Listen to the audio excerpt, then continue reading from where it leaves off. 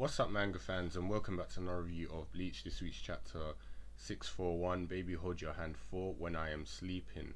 So yes, it's the continuation of the series of chapters of Baby Hold Your Hand, and I have to say this one was very bittersweet. It was nice, but the ending has made me think things are definitely going south and something bad is going to happen either next week or the week after.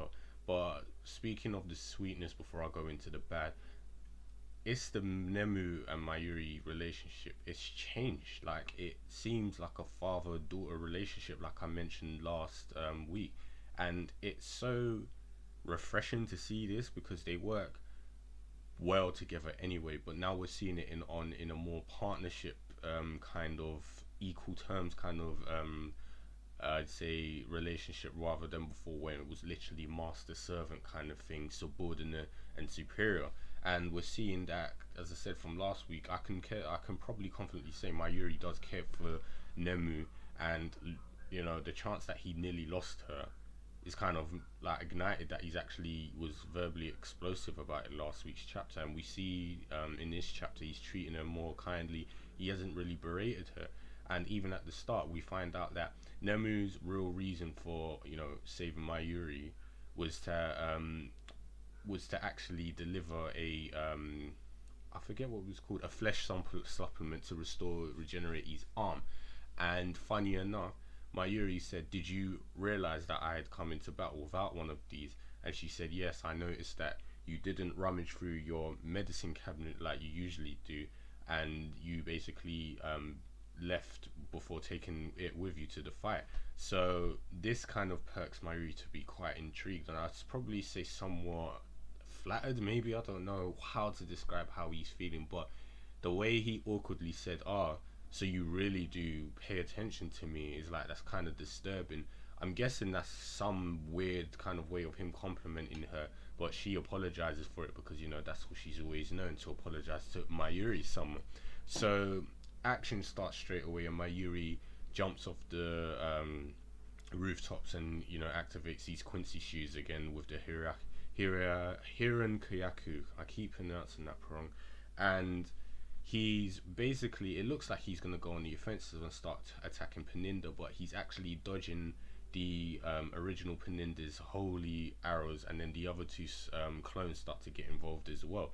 So while he's firing this, he's actually while he's dodging the arrows, he's actually sprinkling this narcotic and anesthetic, which is basically to subdue Peninda's nerves. And this is like the start of his plan, or his counterattack that he's devising in his brain. So while he's doing this, he contacts Nemu and informs the rest of the plan, which is to stop Peninda by having Nemu inject it with a coagulating agent that will freeze it and render it immobile and unable to function.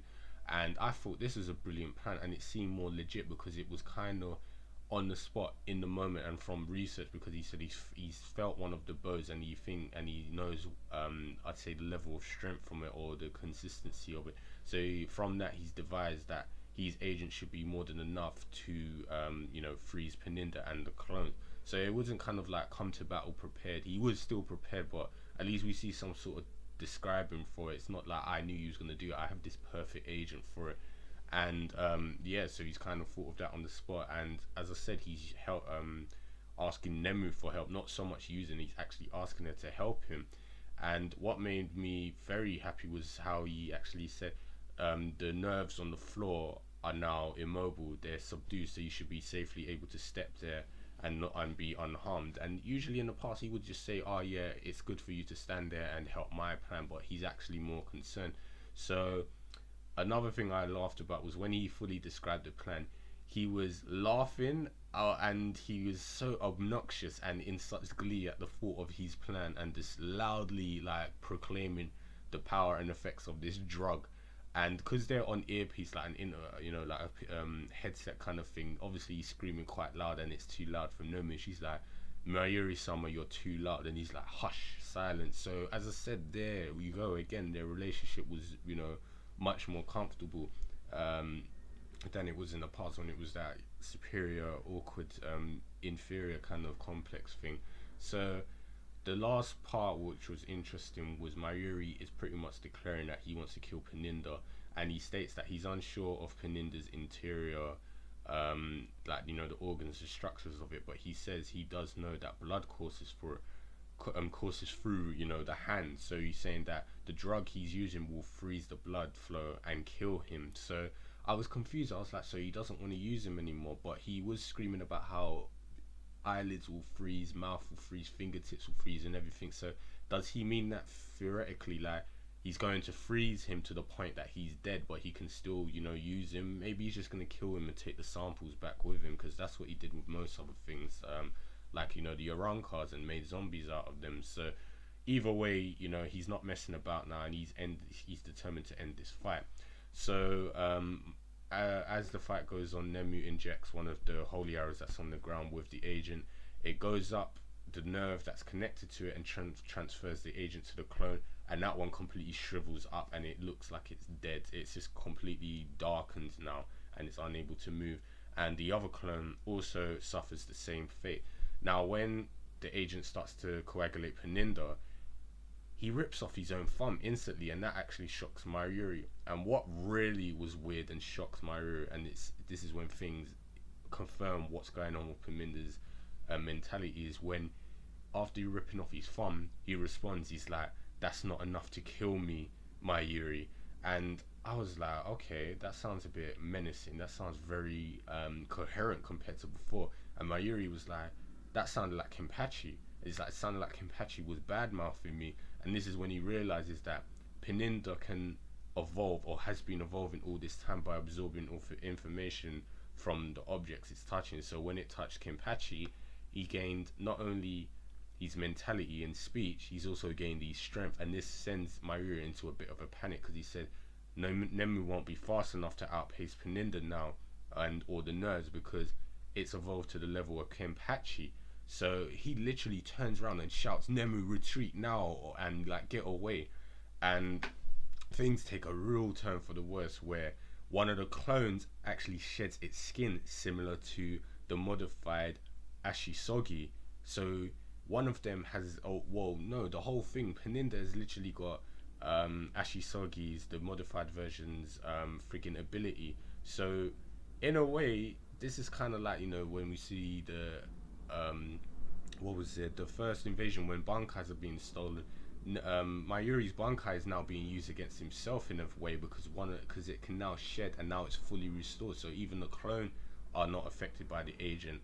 And he turns around, he's like, "Oh, this must be the effect of Ashisogi." And the next thing we see is kind of like a swipe towards him in a small panel. I'm assuming it's the hand trying to grab him. And we see Nemu, and her panel was really weird. She kind of looked distorted, and for a minute I thought she was getting curled up, like, by the nerves, or bent up, because of the way her body looked deformed. But at the same time, I think it was just like panic and determination on her face to reach Mayuri, because we see in the panel, like, one of the eyes looks distorted, but I'm thinking that's just her moving, running in, like, charging off really fast. And we even see one of the shoes in the panel is off the ground. So I'm assuming, I don't think she has been caught. I think she's trying to charge towards Mayuri to save him. And we even see in one of the panels Mayuri Summer, and then it fades to black, Mayuri Summer. So for me, I feel like that is signifying a most likely death flag for Nemu. She most likely might end up dying, sacrificing her life to save Mayuri. And from what I see, that end of the chapter seems like it might be continuing the small flashback we saw at the beginning of last week's chapter. So if we do see a flashback next chapter, I have a bad feeling that Nemu might suffer, a bad fate and end up dying. I really don't want to see that, but it seems like it might go that way.